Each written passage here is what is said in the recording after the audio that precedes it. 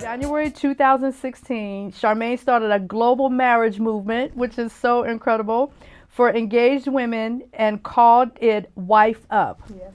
Through a closed support group on Facebook, she oversees, supports, and encourages over 22,000 women to fight for their marriages. She's creative.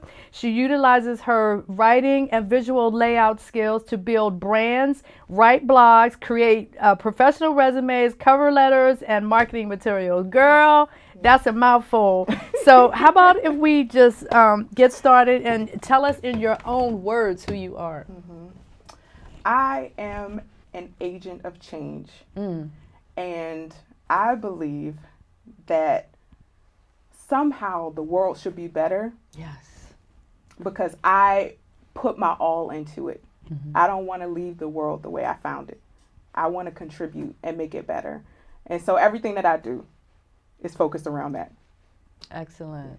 Excellent. So how did you come to that place where you knew that that was your, I mean, you talked about vision and purpose. So how did you come to the place where you could very confidently say what you just said? I think it started when I was 13. Mm-hmm. I was a victim of molestation, and I secluded myself. Mm-hmm. I went into a shell and I wrote all the time. And I actually had a journal that said, "Please do not read until I die." And then one day I had an epiphany. I can't live like this. And so I called my mom in and I shared that with her. I shared that journal and I walked away because it was a lot. It was about 5 years worth of information in that journal. Yes. And so I let her read it and she cried. She cried. And so we connected after that. And after that I had a passion to help somebody else. I was able to heal. And so from 13 on, I've always been mission driven to help somebody else.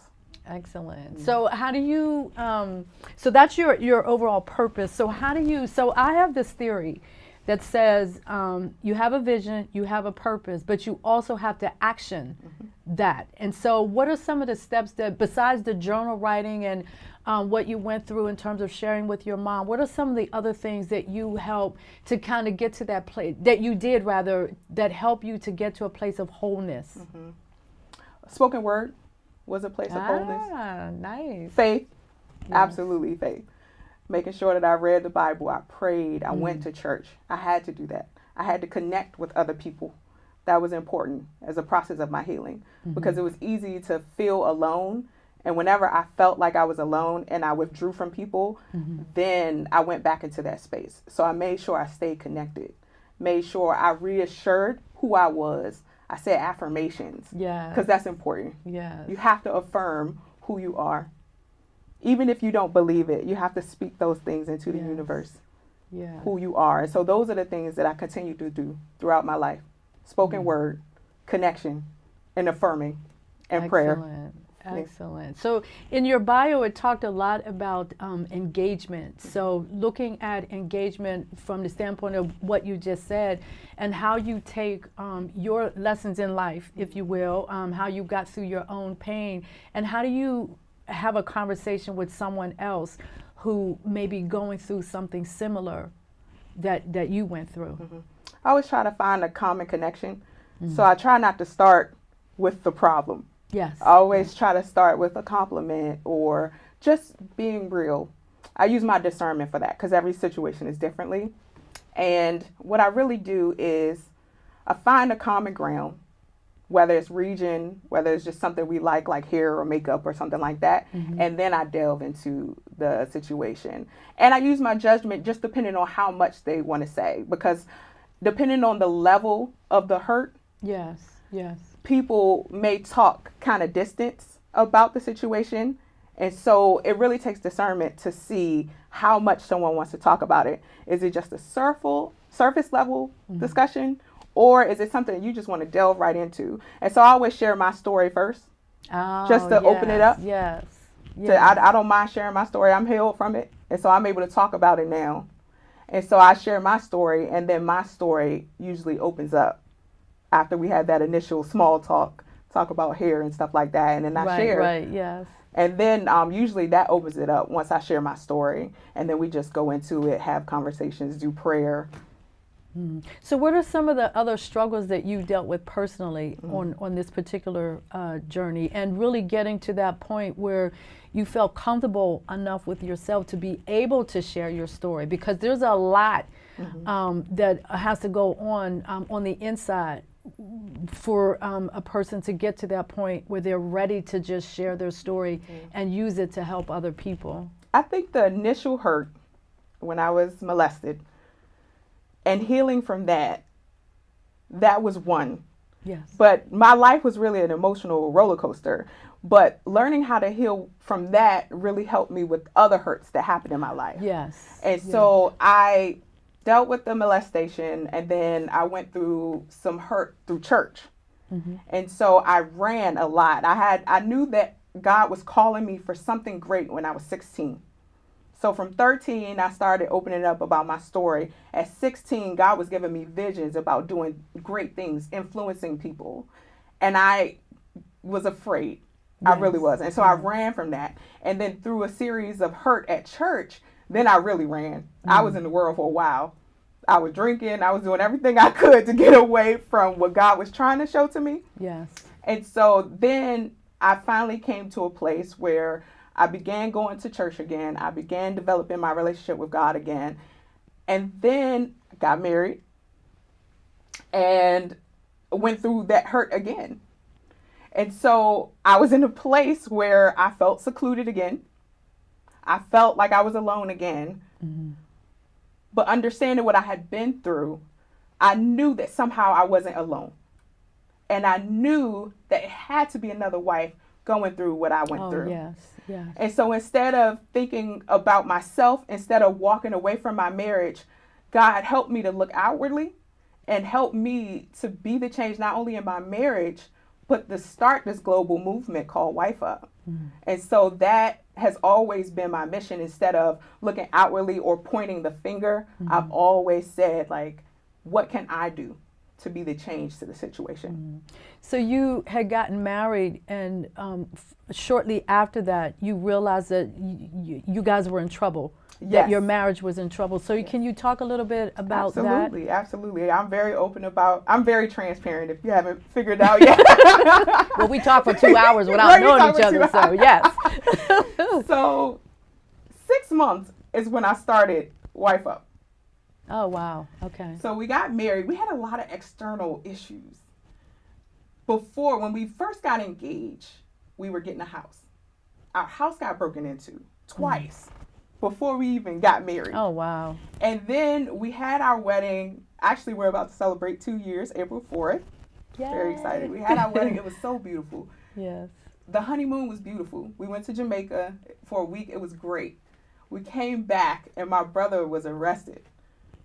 And they would not let him out on bail. That's my brother. That's my heart. I'm so close to him.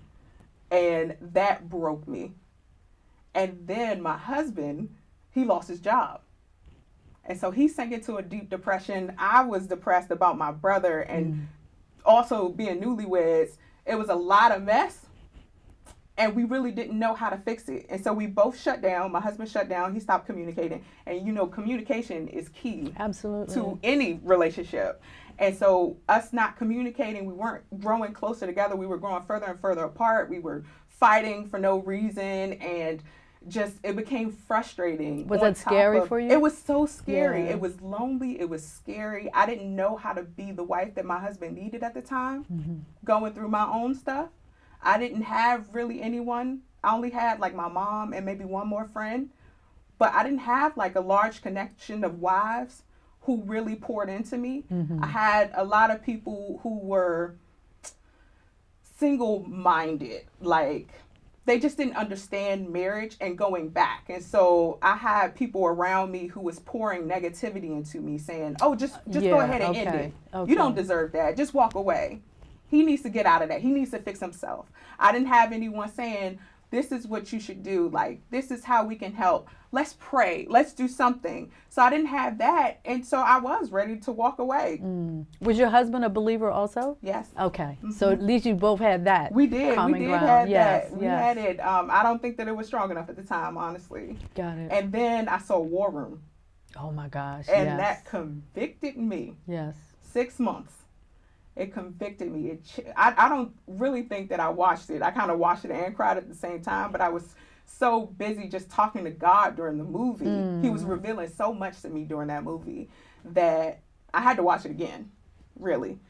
But that is when I had an encounter with God. And so that's when I began to look outwardly.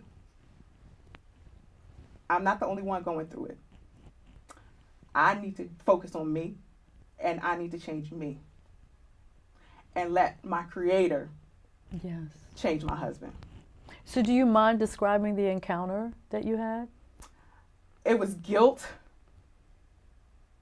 because in War Room, the wife, she was dealing with the issue with her husband. She wasn't close to her husband. And at first she kept trying to be the solution for him, but that wasn't working. And so I forgot the older lady who came in, taught her how to pray. Fight in prayer. You're just burning yourself out if you keep trying to be the solution when you have a God, an all-knowing God, a Creator who created you and the husband. Right, yes. And all you have to do is just go on his behalf in prayer. And so to see that change, and so God was just revealing to me, just if I just surrendered to him, if I gave my marriage over to him fully and allow him to really be in the midst of it, that three-stranded cord that we talk about, if you really allow that to happen, how beautiful it could be. But then he started showing me, imagine the impact you can have on other people if you demonstrated what I want to do in you to other people. Wow. And so I was just crying. Oh, I was so ugly. My husband, a lot of couples would It was that ugly cry. It was that ugly cry, like it was ugly. Yes. And so I think by the end of the movie, my eyes were swollen. It was that ugly of a cry, but he revealed so much to me. And after that movie, I just changed my whole way of thinking. And so how did your husband respond to all that though? He thought something was wrong with me. Yeah. He didn't understand. I think he kind of knew that we had been having our issues in our marriage. And I think he probably just took the blame for it. Like, oh, she's just probably crying because she's hurt by me. Yes, yes. And not understanding at that moment that I was really having an encounter with God. It wasn't anything at all about him. So had you guys actually gotten to the point where you were considering divorcing? Oh, absolutely. Okay. Yeah, I was done. I was really done with the marriage. I was ready to file the paperwork. Aww. I drove away. We were out of town, and I drove away. I actually took all his stuff out the car, and I was like, I'm taking the car. You find your way home. Oh, I'm done. Wow. And by the time I get home, I'm packing up everything, and you need to find a new place to stay because I don't want this anymore. That's how done. But I drove off, and I pulled over to the side of the road, cried out to God. Cried out on Facebook. I didn't have WifeUp, the support group at the time. And so I just put, please pray my marriage is under attack. Oh. I'll never forget that. In November 2015, I said that. 6 months, I put that. And so, of course, people were calling, trying to be nosy, but I just really wanted people to pray. And I tell you, the prayers of the righteous availed that day. See, because you know who to call on. I know from my own personal experiences, just different things. When I'm in a crisis, I know who to call on for prayer. I know who is a bona fide prayer warrior and who isn't, you know. They prayed. They prayed. I didn't answer any phone calls. I just took that time to just cry out to God. And I was on the side of the road for about an hour. I finally came back. I drove back to my husband. Oh, good. We hashed it out that night. Yes. It wasn't like, oh, baby. It was like, we were like arguing, and then it calmed down. Okay. And then that was the first time in like probably 4 months that we had really talked and really connected. And it was beautiful. It was absolutely beautiful. It was healing. Yes. And so I just began to fight, not only for my marriage, but for other marriages too, for every single marriage. Yeah. So if you notice, a lot of times when I post things on Facebook, you'll see that little blue butterfly. That's like my symbol. And the reason I do that is because the butterfly, particularly the blue, because it's like an African butterfly and everything. And it really speaks to the beauty that comes out of struggle. Because when the butterfly is in the cocoon, if you disturb the struggle, you ruin the butterfly. And the butterfly will never be able to fly the way it was purposed to fly. So that is such a strong metaphor for life. And so with you guys sort of being in that place and then that struggle, but then what you just said was something beautiful emerged out of that. So that's just so wonderful. So can you shift a little bit? So describe how you went from that place to, okay, we're staying together, and then Wife Up came out of that. Yes. So we had the talk, and then after that I was just filled with so much passion because I knew that what we just had is only temporary if we don't have action to it. So then I started thinking about action. I went to my pastor when we came back from out of town, immediately after coming back out of town. I set up a meeting with my pastor and I asked him, was there something for the women who are married? And he said, no, but you should do something. Oh. My pastor's a pusher, so he said, you should do it. So I said, okay, I will, because I'm a doer. I'm a runner. Yeah. And so I created a challenge called the WifeUp Challenge. And it was a 31-day challenge that centered around the love languages. 5 love languages. Oh, the 5 love languages, yes. And I presented that to him, and he said, you should partner with my wife to do this. I did not want to be the face of it. Okay. I did not believe that I had the credibility. I was only 6 months in.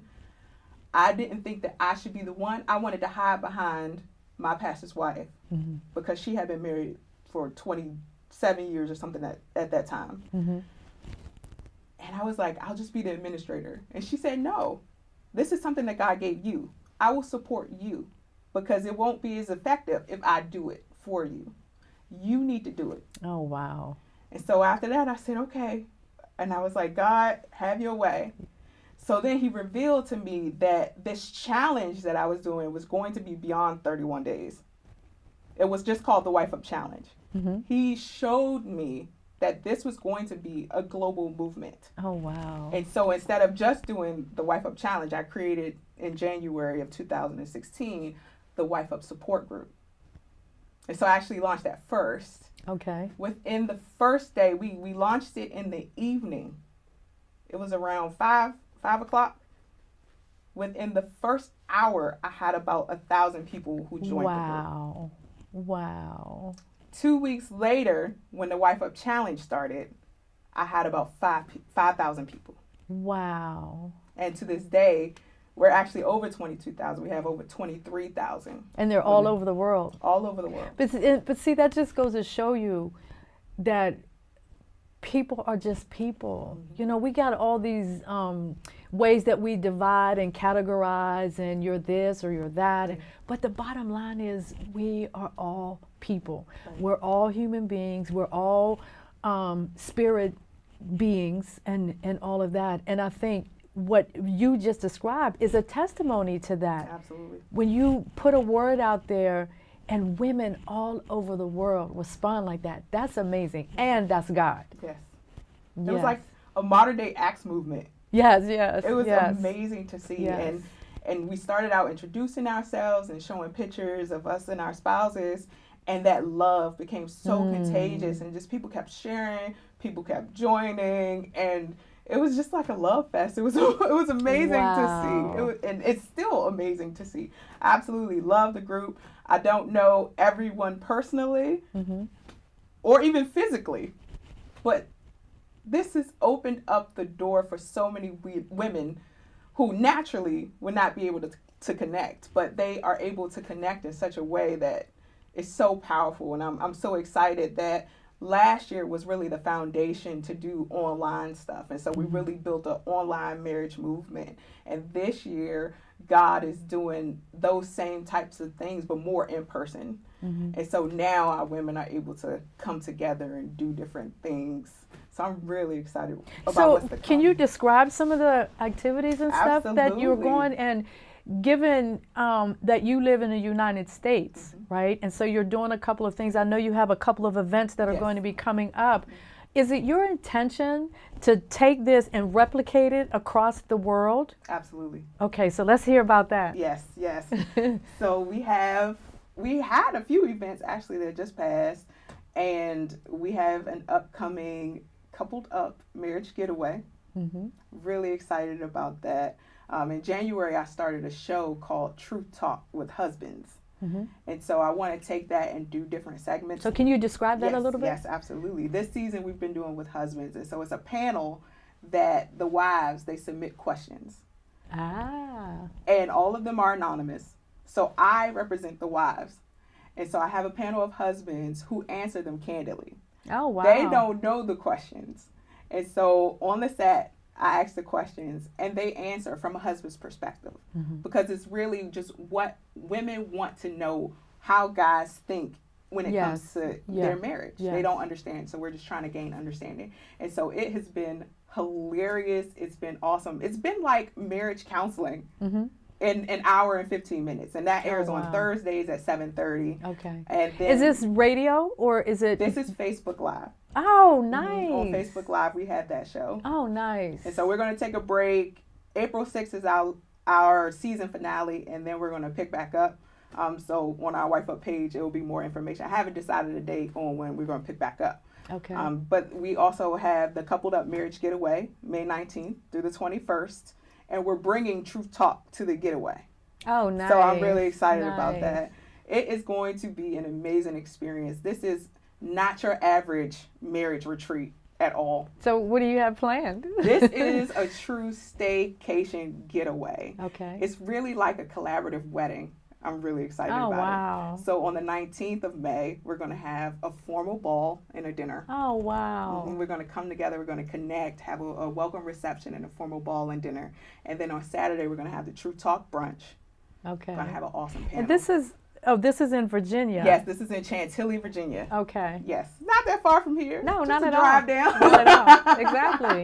Look, it only took me 3 hours to get here. You know, it's just a nice drive down. And actually, we have some women from New Jersey that's coming down. I wouldn't be surprised. Yeah, I'm really not excited about that. So it's not just for the DC areas, for anyone.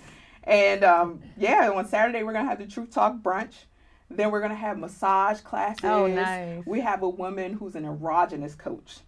And she is coming in and she's going to talk sex talk, how to enhance that romance. I'm having a game bus, and we're going to have a romantic R&B dinner. Oh, it's nice. going to be beautiful. We have a lot of activities planned for Saturday. And then on Sunday, it's going to be so amazing. It's a marriage empowerment and vow renewal ceremony. Oh, nice. So imagine a bunch of couples. Yeah. A bunch of married couples just coming together and renewing their vows. How beautiful is that? Exactly. Some people may have never had a wedding. Maybe they've gone to the Justice of Peace. They're so excited to come together with other like-minded couples who care and fight for marriage, coming together for this weekend for a transformational experience. And for the guys who don't like sitting in class, this is not what this getaway is about. It's not. This is a true getaway where you can pour back into your marriage, and it's going to be transformational. So how many people are you expecting for that event? My goal is to have 50 couples. Oh, nice. That's very nice. And I actually want to bless a few people. I'm actually taking donations on our website. If anyone is single and they just believe in marriage, if you are married and you're just unable to come, like, we want to be a blessing to a couple or more, like however much we raise. if we're able to bless one, or if we're able to bless 100, like I want to be able to bless whoever can come. I want to pack up that hotel. Oh, yes, yes. So much that they just invite us back because they want to see so many people come together like that. Right. But we're taking just $10 donations just to be able to be a blessing to someone else who, you know, may not be able to afford it. So is this the website, CharmayneCarter.com? That's where people need to go to? You can find it on CharmayneCarter.com, but if you want to go directly to Coupled Up Marriage Getaway, you can go to CoupledUpGetaway.com. Okay, excellent. Yep. Excellent. Now tell me about the sleepover, because this is actually, this is a women's sleepover. Yes, yes. And this is actually in New Jersey. It's in New Jersey, not too far. You said 45 minutes away, near Woodbridge. So it's in Iselin. Okay. It's literally right across the street from Woodbridge, though. Oh, okay. Okay. And so it's at the Renaissance Woodbridge Hotel. And this is going to be so awesome. God gave me this vision of a sleepover conference. And when you think about sleepover, you think about us girls getting together, having intimate conversations. Yes, exactly. So that is what it's about. And we're going to be dealing with some issues that oftentimes causes us to burn out. And so the theme for the conference is preventing the burnout. And this isn't just for married women. This is for single women. Okay. This is for engaged single parents, women, all that. Single parents. It's for all women. Excellent. 21 and over. That's all the requirement is. It's 21 and over. You are welcome to come. And so this is going to be so intimate. My goal, I always start with the end in mind. Mm-hmm. And so the goal is to connect. Mm-hmm. It's going to be an opportunity to really build lifelong connections. WifeUp, like I told you, it started online. And so we already have the connections, most of us. So this is our first opportunity in this type of environment to really come together and to build on the relationships we've already built. Nice. Just like when we started 2 hours. We're connected. We're building lifelong connections. Yes. And so we're going to come together. We're going to connect, build lifelong connections. It's going to be beyond the conference. Because like I told you, my goal is to move this all over the world. Mm. We're going to confide in one another. That's what sleepovers is about. Mm-hmm. We get intimate. We talk about those things that causes hurt and deal with that hurt. That causes us to get frustrated, and we deal with that, right? Yes. We're going to collaborate. All of us have unique things about us, and we're going to create opportunities through this sleepover conference to collaborate. And then I'm going to charge you because I'm all about empowerment, right? So during the conference, you are going to get charged. Not a temporary charge, but it's going to be a charge that is going to charge you for the rest of your life at this conference.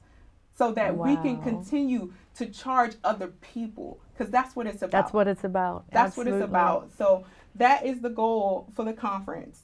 Great. So we're almost out of time. Okay. Unfortunately, we always seem to run out of time way too quickly. And then that's the WifeUp Sleepover Conference. So you can go to WifeUpSleepover.com, or you can just go to CharmayneCarter.com, and both of the getaway and the sleepover conference is there. And then the getaway is going to happen every year. The conference, I definitely want to, my goal and my prayer is just to take that along and just travel throughout the nation with it, and then prayerfully, Lord. Yes. Globally. Oh, nice. Nice. Oh my God, it's been such a pleasure. Such a pleasure to have met you and to be able to have you as a guest at the Place to Soar. So what is that final words of wisdom that you want to leave with the audience today? Change starts from within. Don't point the finger. Mm. Focus on the inner me, the inner you. Amen. And you'll make an impact. Amen. Well, thank you so much, Miss Charmayne Carter. And I want to thank our audience for joining in with us today. And this is the conclusion of another episode of The Place to Soar. So we'll see you next time. Bye-bye.